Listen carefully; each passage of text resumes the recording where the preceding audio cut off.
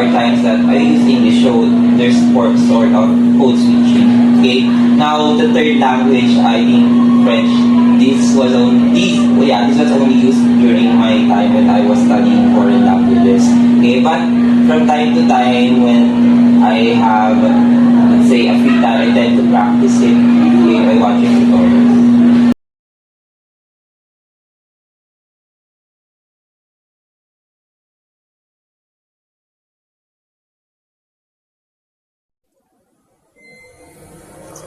I use three languages: Tagalog, English, and ASL, or American Sign Language. I use those languages to speak or communicate with people, especially with people who cannot speak directly or verbally and cannot speak the way we used to. Tulad po ng American Sign Language, ginagamit ko ito kapag meron tayong kapwa deaf or yun. Tapos ang English naman, ginagamit ko ito para makipag-communicate sa mga foreigner na hindi po natin kalahi. At ang Tagalog para po sa ating mga kapwa Pilipino. Good afternoon. May we ask for your name? My name is Joshua. All right, Mr. Joshua. Let me ask you, how many languages do you speak? I speak 2 languages, And what are those languages? English and Tagalog. All right.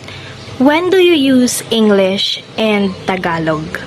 I use English when I'm at school, and I use Tagalog when I'm at home. All right. Thank you so much. You're welcome.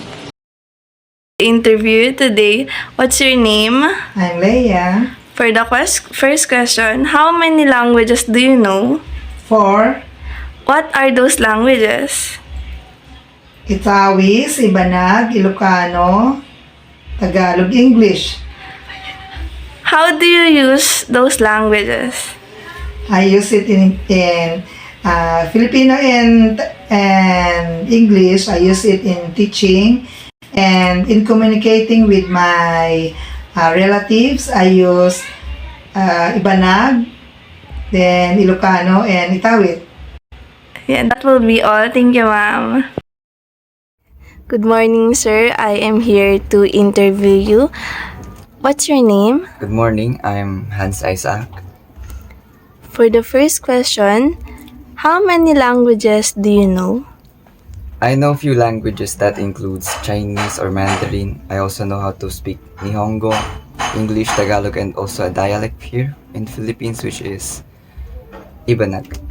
For the second question is, how do you use those languages?